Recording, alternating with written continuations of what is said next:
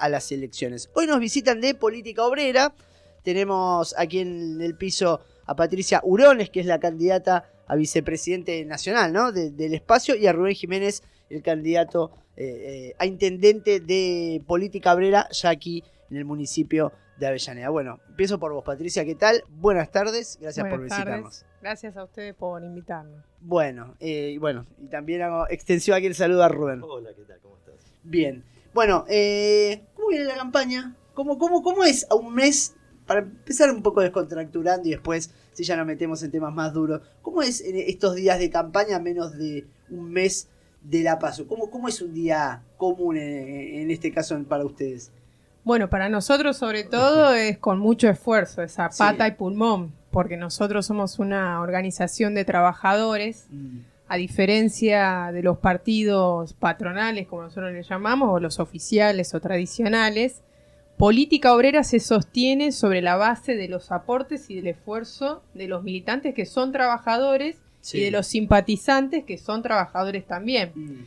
Entonces, a diferencia de otros partidos en donde los aportes de campaña son cheques millonarios de alguno u otro empresario de alguna cámara patronal, a nosotros colabora con nuestra organización el trabajador, que lo hace con mucho esfuerzo. Y nosotros, nuestra campaña, sea en los medios, sea en la calle, sea en las puertas de los lugares de trabajo, sea con los afiches, todo es a base del esfuerzo físico nuestro. Claro. Por lo cual es una campaña que enfrentamos con mucha convicción, por un lado, porque hay que decirlo, tuvimos que enfrentar obstáculos muy grandes. ¿A qué te referís con obstáculos muy grandes? Porque en principio, para ser partido nacional y para participar de elecciones no participa cualquiera. Hay que juntar una serie de requisitos que son los avales, las afiliaciones. Una vez que se pudo poner en pie todo eso, que fue un proceso de años, de mucha militancia, además, para poder participar en las elecciones este año se sumó la particularidad de que todas las candidaturas tenían que tener avales, que eso era algo que no pasaba antes. Entonces eso fue un esfuerzo extra que se tuvo que hacer a último momento, porque eso fue una acordada que se dictó hace poquito tiempo. Entonces todo ese esfuerzo, que es un esfuerzo administrativo que hay que hacer para que Política Obrera esté en las elecciones, la parte burocrática que quizás no se ve, ¿no? De lo que es el armado de lista, la presentación. Otro partido de repente, ¿qué hace? Paga gente, paga salarios, que se ponen a hacer todo ese trabajo administrativo. En nuestro caso, por los límites financieros que tenemos, que te acabo de comentar, es todo esfuerzo y organización nuestra. Sí, y en las recorridas, como un fin de semana, ¿no? Un fin de semana, sábado, domingo, que es un poco una oportunidad siempre de salir, obviamente los días de semana también, ¿no? Pero bueno, el sábado, ¿cómo es para ustedes? Bueno, mira, por ejemplo, este fin de semana, nosotros el viernes tuvimos nuestro acto de lanzamiento de campaña. Mira. Que lo tuvimos que posponer, en realidad era un acto que se iba a hacer el viernes anterior, pero con el tema de los transportes decidimos suspenderlo, se pasó para el viernes pasado. Ese fue un acto de lanzamiento donde participamos también militantes, los candidatos sobre todo del AMBA, después los simpatizantes también. Entonces hasta el viernes estuvimos abocados en preparar el acto con la intención de no solo aparecer los primeros candidatos de Política Obrera a nivel nacional, sino dibujar los ejes principales sobre los cuales iba a girar nuestra campaña electoral. Y luego el fin de semana ya es ir a trabajar en las concentraciones más comunes. Por ejemplo, hubo compañeros que fueron a la Feria de Mataderos, estuvieron volanteando, estuvieron los candidatos también, y diferentes concentraciones que se van dando en cada distrito, que nosotros sabemos que esos días la familia va a pasear y se concentra mucha gente. Claro. Rubén, bueno, en tu caso te toca ser el candidato a intendente aquí en Avellaneda por Política Obrera. ¿Cómo estás en las charlas, cuando comentás, cuando vas a hacer alguna recorrida? ¿Qué te dice la gente? ¿Qué te comenta? ¿Cuáles son las preocupaciones que hay aquí puntualmente en Avellaneda? Mira, fundamentalmente ahora nosotros lo que estuvimos haciendo es charlar con los vecinos que te había comentado la vez pasada, que bueno, sobre sus reclamos. En este caso estuvimos trabajando con la cuestión ambiental. Hay vecinos acá en Inflamable, que es uno de los lugares donde digamos, peor la pasan, donde la cuestión ambiental es algo que está muy latente. Pegado al polo petroquímico. Claro, tienen la cuestión esa, después tienen una incineradora de residuos patológicos, y hay lugares donde, bueno, vos estás parado en el medio y a veces se pone irrespirable. Los vecinos tienen hechas denuncias, hay momentos en que, bueno, por esas chimeneas salen, digamos, un hollín, y que después baja, de acuerdo a la densidad de la atmósfera, baja y la gente lo respira. Que lo respira no solamente la gente de Villa Inflamable, claro, ¿no? Sino que lo respira todo el mundo. Es decir, los que están cerca, más del Doc Sud, pienso, una parte de Sarandí. Doc Sud, Domínico, porque eso viaja. Eso viaja y después lo respiramos todos. Entonces, bueno, es ir charlando con la gente sobre los problemas de la gente. Más que, digamos, es escuchar y armar sobre la base de las necesidades de los trabajadores, de los habitantes del lugar, ¿no es cierto? Porque, bueno, el problema ambiental, está la cuestión de la vivienda, que es algo también fundamental. Vos viste que hay toda una crisis. De hecho, Ferraresi la sufrió la semana pasada, creo, el intendente. Con la cuestión del scratch en Teatro Roma. Es decir, en Avellaneda la cuestión de la vivienda es algo que está muy a flor de piel, que es necesario solucionar. Porque casi en todo el país, ¿no? Me parece que la vivienda es un tema, acceder a una vivienda propia hoy es muy difícil. Es muy difícil. Para un trabajador, ¿no? Digo. Claro, y sobre todo por los bajos salarios. Los bajos salarios que se manejan.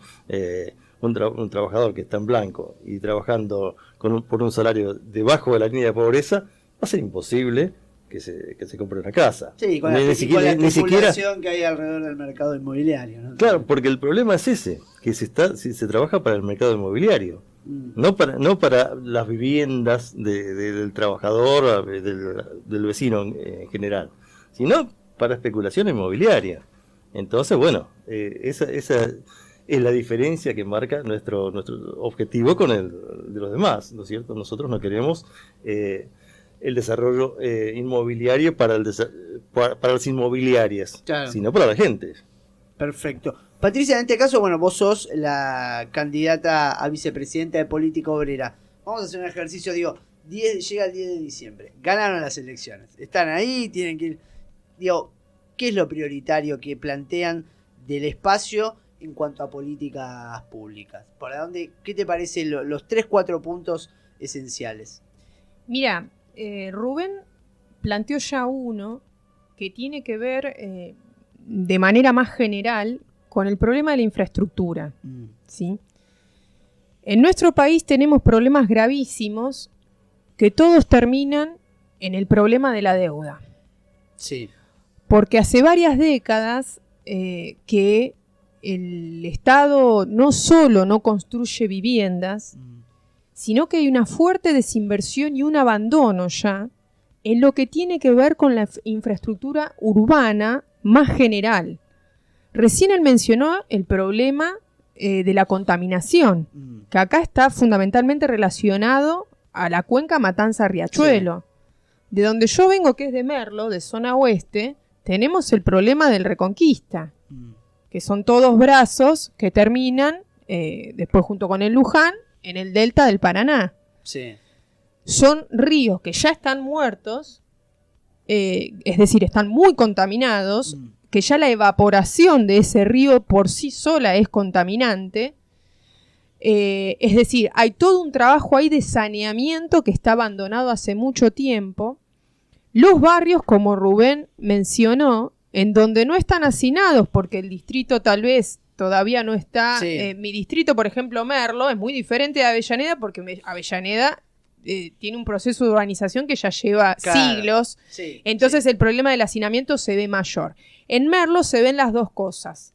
se ve, por un lado, barrios muy hacinados, con el hijo y el nieto de la abuela que construyen en el mismo terreno, y por otro lado tenés barrios que se asientan en tomas, con todos los problemas que tienen ese tipo de asentamientos, porque el municipio, aprovechando la informalidad del asentamiento, no invierte en calles, no invierte en agua corriente, en gas, en luz.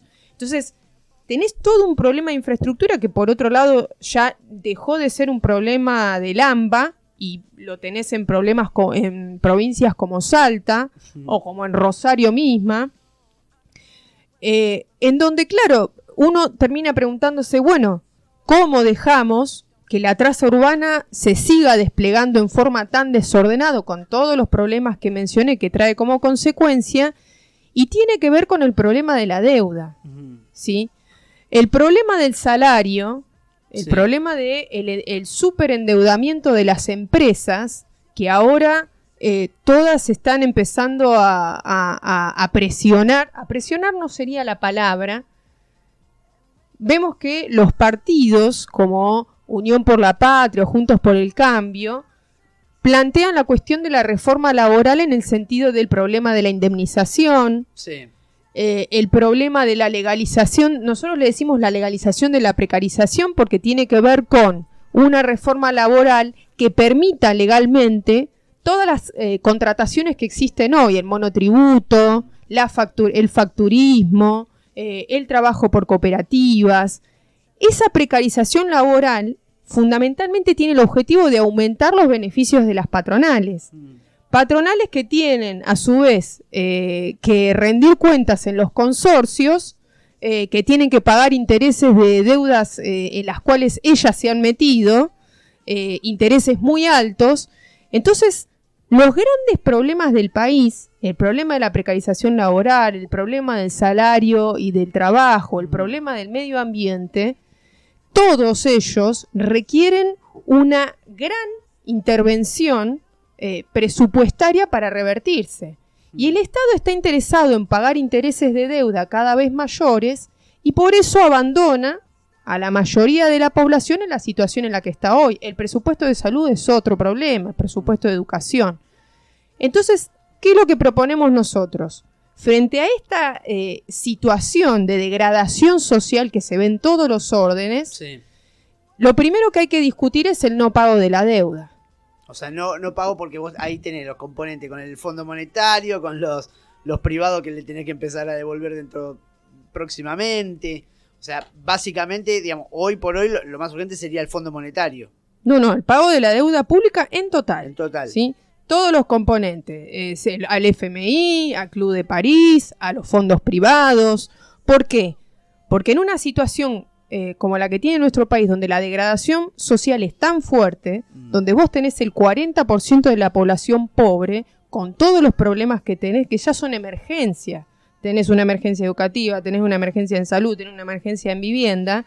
Lo que vos tenés que hacer es dar vuelta a la tortilla, es decir, poner las prioridades de todo el presupuesto nacional en levantar la situación, las condiciones de vida, y que sobre todo son aumento del presupuesto en estos ámbitos y también un aumento de emergencia del salario.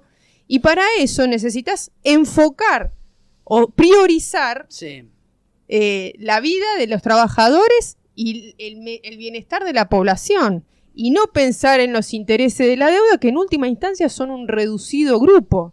Por ejemplo, mucha gente no sabe que la mayoría de los acreedores son empresarios, son capitales locales.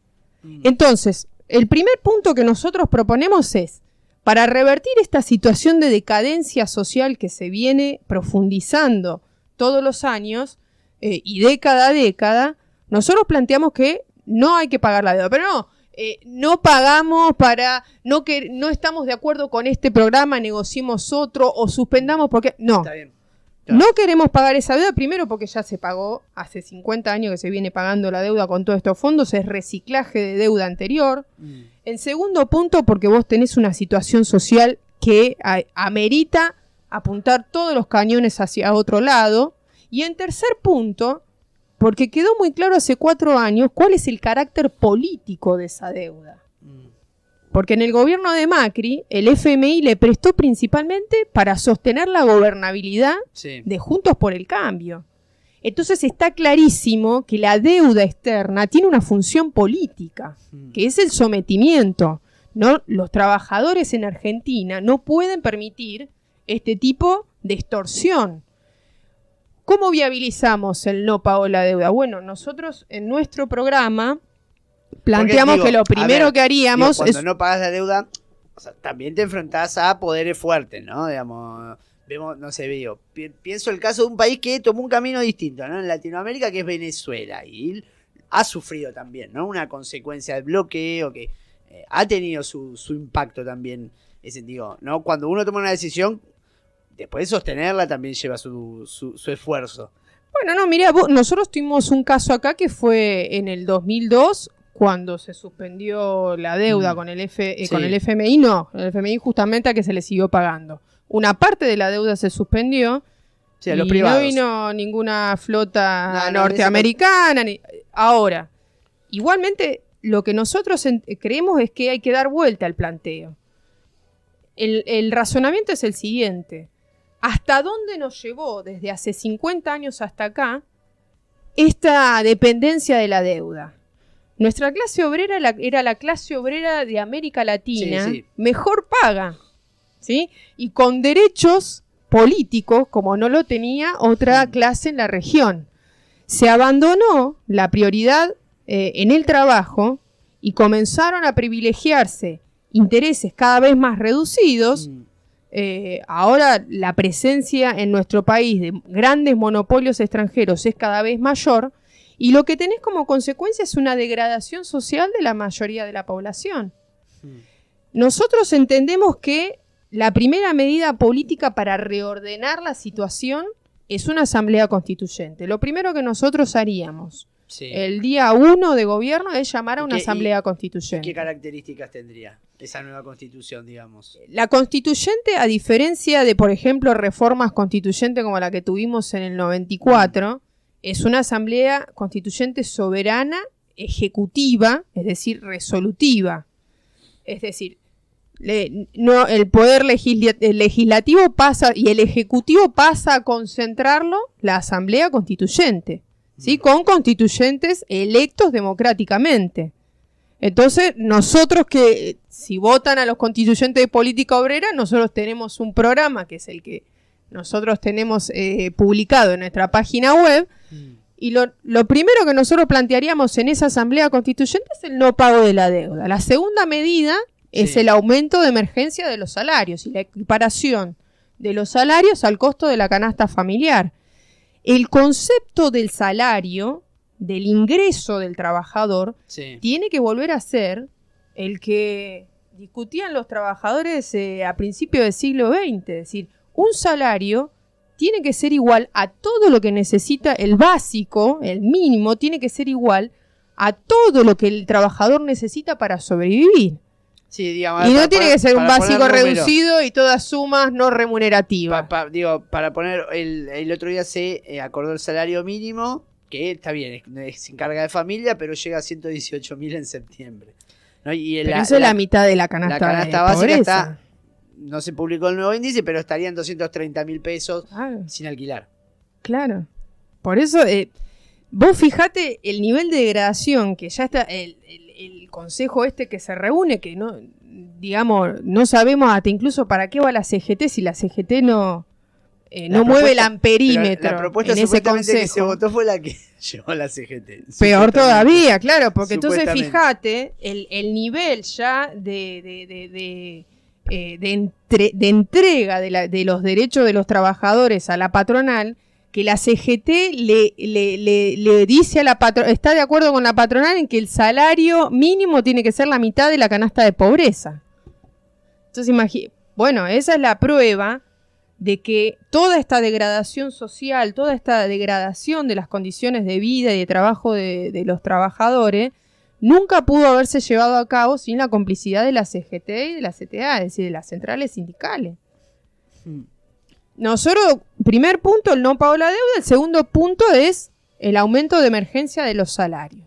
Y todo el reordenamiento del país tiene que girar alrededor de elevar las condiciones de vida de la población. La salud, la educación. Volviendo a Avellaneda, ¿qué propuestas también? Lo mismo, repito la pregunta, pero ya a nivel local. ¿Para dónde, cuáles son los ejes, lo principal para avanzar aquí en Avellaneda? Bueno, primero un plan de construcción de viviendas para trabajadores, donde los trabajadores, por ejemplo, justamente hablábamos en Inflamable, Sí. que la falta de trabajo es uno de los grandes problemas. Bueno, donde sean los propios trabajadores del lugar los que accedan a trabajar en esas obras. Entonces está generando mano de obra, está generando toda una serie de empleos que, bueno, no existían, y está generando viviendas. Esa es nuestra idea. Con lo que te decía recién, estar ahí al lado de uno de los brazos ahí del arroyo,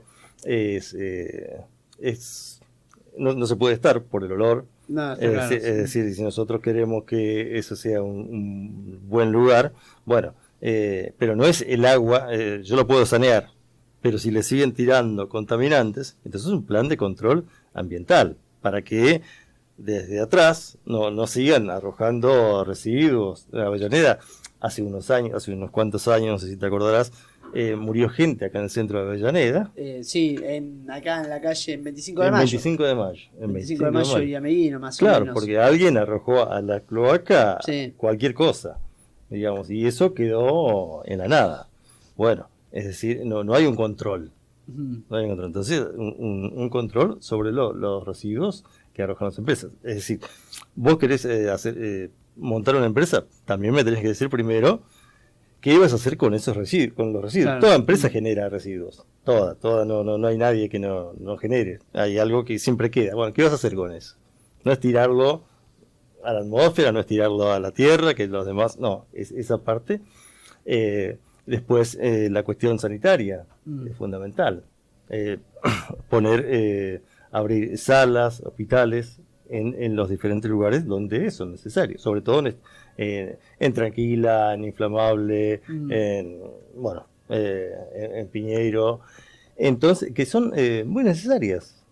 Y después la cuestión educacional, es decir, las escuelas, ¿viste? Que no sean un lugar donde los chicos vayan a estar. Porque acá lo que notamos que se habla siempre, no, porque tenemos más días de clase. Y con eso ya están trabajando con la educación, lo cual es ridículo. ¿Por qué? Porque, si yo voy todos los días al hospital, ¿me voy a convertir en médico? No. Yo me voy a convertir, yo voy a la escuela a educarme cuando tengo un laboratorio que funciona, cuando tengo profesores bien pagos, entonces ahí voy a aprender. No la cantidad, no es la cantidad, el hecho de estar en un lugar lo que a mí me va a llevar a aprender. Yo aprendo cuando tengo los elementos necesarios. Bueno, que entonces elevar el nivel de educación de nuestros jóvenes, de nuestra juventud. Eso es fundamental. Es decir, ¿qué es lo primero que hace una persona? Primero come. Para comer tiene que tener un buen salario. Sí. Se cura, tiene que tener un lugar donde asistirse. Se educa a sus hijos o se educa, bueno, tiene que tener lugares donde educarse. Es decir, las necesidades básicas, que ya con eso tenemos tenemos para marcarnos, ¿no? Sí. Tenemos un programa. Bien, y a ver, cortitas, dos, bueno, una quizá no tan corta. Vos trabajás con temas ambientales. Sí. Bueno, ¿qué te parece hoy la política y cuáles son qué propondrías vos, un tema ambiental hoy desde un gobierno nacional? Mira, ya más o menos unos 30 años en que a nivel internacional se empezaron a tratar de poner en pie organismos de cooperación internacional, como la CEMU, como el IPCC, organismos de cooperación internacional, y de toda una serie de encuentros y trabajos entre los estados nacionales a nivel mundial para ver cómo resolver el problema del cambio climático. creo que el activismo ambiental y los trabajadores en general, porque nuestro mayor interés es crear conciencia en la clase obrera, que es la que nosotros creemos que tiene que gobernar. Creemos que amerita un balance. Bueno, hay una serie de ejes, de nortes que se han fijado a nivel internacional y que a su vez lo han seguido los estados nacionales, como el nuestro, que adhiere a los diferentes tratados internacionales de la ONU al respecto. Hay que hacer un balance.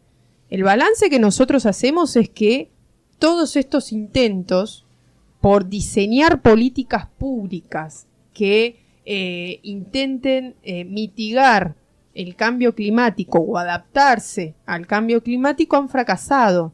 Pero esto no lo dice Política Obrera, lo dice los máximos representantes de esos organismos. En el último informe, el 5º informe de la Organización contra el Cambio Climático, que se publicó hace 3 meses, ellos mismos son pesimistas y hacen un balance pesimista y dicen, miren, el 1,5 que habíamos acordado hace un par de años atrás, ya lo vamos a superar. Y lo más probable es que a fines del siglo XXI lleguemos entre los 2 y los 4 grados arriba.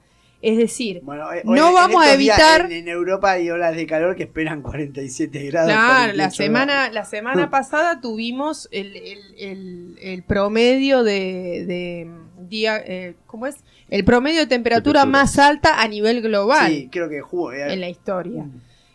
Entonces, el punto fundamental que nosotros creemos que hay que reflexionar es que todas estas políticas parten del hecho de que el cambio climático es problema de la acción del hombre en general. Lo que nosotros planteamos es, hay hombres y hombres, es decir, en una sociedad que está dividida en clases, no somos todos responsables de el cambio climático, porque fundamentalmente, incluso dentro de estos informes, la mayoría de la emisión de carbono se produce de la era industrial en adelante. Claro. Entonces, nosotros entendemos que hay una clase que es la que dirige la sociedad responsable del cambio climático. Y esto tiene que ver con la lógica de producción del capital, del régimen social. Es una lógica guiada por la ganancia. La empresa, el capitalista, el empresario, cuando monta un negocio, no le interesa saber si ese negocio impacta, no impacta, las proyecciones a largo plazo, cómo impacta alrededor en la comunidad donde se emplaza su negocio, cómo impacta en sus propios trabajadores los contaminantes con los que trabaja la industria. Y los ejemplos son muchos. Tuvimos uno hace poco, cuando la secretaria de Cambio Climático, que tenemos hoy, ahora no me voy a acordar el nombre, aprobó a la velocidad de la luz un estudio de impacto ambiental para meter una plataforma petrolera en el Atlántico Sur. La plataforma Mar del Plata. Ahí No, en el Atlántico Sur, en Tierra del Fuego.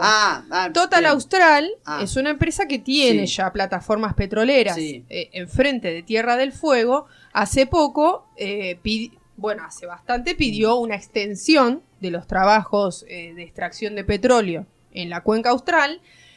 Y las audiencias públicas que se hicieron para aprobar este proyecto fueron a la velocidad de la luz, se hicieron en modo virtual. Había mucha queja porque decían, no, miren, primero acá tienen que venir los responsables de la empresa a explicar qué es lo que van a hacer.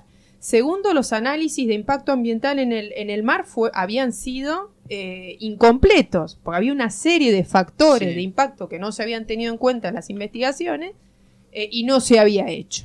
Y se cerró a velocidad de la luz. Entonces, ¿por qué? Bueno, porque la empresa está interesada en ya mismo empezar a poner a trabajar la plataforma, porque los precios del petróleo, sobre todo en el marco de la guerra mundial, se fueron para arriba, y el Estado Nacional está interesado en ya despachar el trámite porque necesita el ingreso de divisas para pagar la deuda. Entonces, el gobierno nacional, pero no es un problema de es un problema de cualquier gobierno, de cualquier Estado que representa al capital, que representa una fracción de la sociedad, está interesado sobre todo en promover los negocios. En el caso particular de la Argentina, el gobierno nacional abrió la puerta a todos los proyectos, no importa cuál, el litio, la soja, el petróleo, sí, porque ellos mismos lo dicen, necesitamos las divisas para pagar la deuda.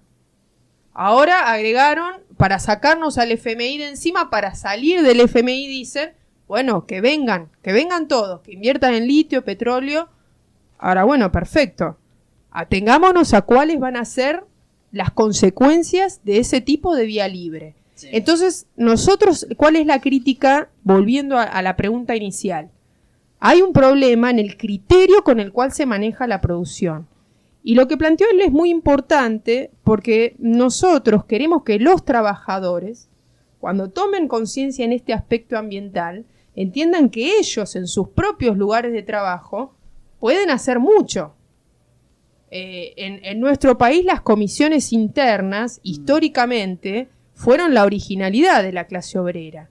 Estas comisiones internas pueden hacer mucho, no solo controlando lo que hacen las empresas en donde trabajan de cara a lo que pasa afuera, sino hacia adentro también. Por ejemplo, la industria del neumático, hace poco los trabajadores se quejaron con la patronal porque en la ola de calor trabajaban con temperaturas de 50 grados centígrados adentro de la planta. También tienen el problema de que aspiran los químicos con los cuales se procesa el neumático. Entonces, como verás, es una lógica que guía la producción en la sociedad y en nuestro país también. Y los trabajadores, desde las comisiones internas y desde sus organizaciones, tienen que tomar conciencia de esta situación y empezar a intervenir. Nosotros proponemos, para darte una idea, primero que en todos los proyectos productivos, sea en el territorio que sea, que se emplacen, las comunidades aledañas tienen que tener poder de veto. Por ejemplo, lo que pasó en Fénix. La población que está cercana a la cuenca donde va a explotar Total Austral no está de acuerdo porque el informe no está claro, vetamos el proyecto. No decimos que no, vetamos y discutámoslo con todos los elementos que tienen que estar sobre la mesa. Otra de las propuestas también que tenemos es, sobre todo, en el caso de lo que tiene... Esto surgió en Jujuy, no me quiero extender demasiado más. La rebelión de Jujuy puso sobre la mesa el problema de los recursos naturales, porque ahí fundamentalmente son explotaciones llevadas a cabo por capitales extranjeros. Todo el litio, la mayoría de la explotación del litio va a estar en manos de capitales extranjeros. Eso se tiene que nacionalizar, y se tiene que nacionalizar con control de los trabajadores, y un control de los trabajadores sobre la producción que tenga en cuenta el criterio ambiental. Es decir, todos estos proyectos mineros, el principal problema que tienen es que utilizan muchos litros de agua para producir. Bueno, los trabajadores tienen que intervenir, pero tienen que intervenir ellos. Eso es lo que nosotros entendemos en lo que hay que poner el foco. Ellos tienen que organizarse y ellos tienen que luchar desde sus lugares de trabajo y construyendo sus organizaciones políticas. Bien, por último, ¿cuánto tienen estimado cuántos votos tienen que sacar para esta parte inicial que es pasar la PASO? ¿Más o menos tienen algún cálculo hecho? Mirá, la cantidad de votos es una incógnita, porque los niveles de abstención se vienen consolidando. Y eso, digamos, te mueve la cantidad de votos. Claro. Las elecciones ayer de Santa Fe mostraron que se refuerza la tendencia a la abstención y al voto en blanco y nulo. Por lo cual los porcentajes, vos sacás menos cantidad de votos y el porcentaje sube. Claro. Así que nosotros, ya cerrando, queremos pasar las PASO. Para eso tenemos que superar el 1,5. Y le pedimos a la audiencia que te escucha que si está de acuerdo con estas ideas que nosotros con Rubén planteamos acá, nos otorguen su voto en la convicción de que nosotros vamos a exponer este programa defendiéndolo con uñas y dientes frente a los candidatos tradicionales. Vamos a ser la única fuerza política que va a defender consecuentemente la salud de los trabajadores y la salud del medio ambiente. Bien. Patricia, la semana pasada hubo un entredicho entre Miriam Bregman y Manuela Castañeira por el tema de abrirse a un gran paso de un frente grande de izquierda. ¿Qué opinión tenés a partir de eso? Y bueno, si hubiesen querido participar en un gran paso de todo el sector de la izquierda. Bueno, esa discusión se tendría que haber dado antes del cierre de las alianzas, así que ya llegó tarde. Por lo cual tiene una intencionalidad que es aparecer. Mira, principalmente me parece que a esta altura del partido intentan pelearse por los votos. Porque cuando vos es una discusión, no la das en el momento que la tenés que dar y la das después, ya hay la explicación hay que buscarla por otro lado. Entonces esta discusión correspondía antes del cierre de las alianzas. Es claro que no había intenciones de ir a una PASO, pero además me parece a mí que el punto fundamental con la izquierda está en que perdió el norte de cuál es su función en la situación política actual, y no solo en la actual, sino de conjunto en cómo la izquierda tiene que intervenir frente a los trabajadores. Lo que vos hoy tenés en la izquierda es una pelea por cargos. ¿Quién saca un voto más? ¿Quién se saca un voto menos? Si pasa las PASO o no pasa las PASO y va a tener algún cargo. Claro. El frente de izquierda está en retroceso. Eso es otra de las cosas que marcó la votación de ayer, porque si bien en porcentaje le fue un poquito mejor, en votos absolutos no le fue mejor que las elecciones generales anteriores. Y nosotros entendemos que en el cuadro de confusión actual, donde vos tenés una abstención de voto, y donde tenés votos, como situación como la de Jujuy, donde votan al gobernador, a la lista del gobernador Morales, y a los 15 días los trabajadores le hacen una rebelión popular, lo que vos tenés es un cuadro de confusión, de embarullamiento, de descontento, que la izquierda tiene que prestar atención y tiene que orientar. Cuando la clase obrera pega volantazos tan bruscos, quiere decir que está buscando un norte político, está buscando una dirección política. La función de la izquierda históricamente fue esa y hoy tiene que ser esa. Esto que yo hice con ustedes hoy, explicar en qué consiste la crisis, por dónde creemos nosotros que hay que tirar del hilo, a dónde creemos que se tiene que concentrar la clase obrera. Esa es la función de la izquierda. La izquierda hoy está en la pelea, en el insulto mutuo. Eso es una pelea liquidacionista. Lo que fue el FIT, que fue una promesa, en el 2013 con la votación que sacó, hoy está en proceso de desintegración. Bien, tenemos que cerrar, ya son las 3 de la tarde con 51 minutos. Bueno, estaremos charlando seguramente en otra oportunidad. Bueno, veremos cuál es también el resultado. Estamos todos expectantes, ¿no? El resultado de la PASO. Así que, bueno, muchas gracias por visitarnos. Gracias a ustedes por invitar. Estuvieron aquí presentes Patricia Burones, que es la candidata a vicepresidenta de Política Obrera, Marcelo Ramal es el candidato a presidente y Rubén Jiménez, que es el candidato a intendente en Avellaneda.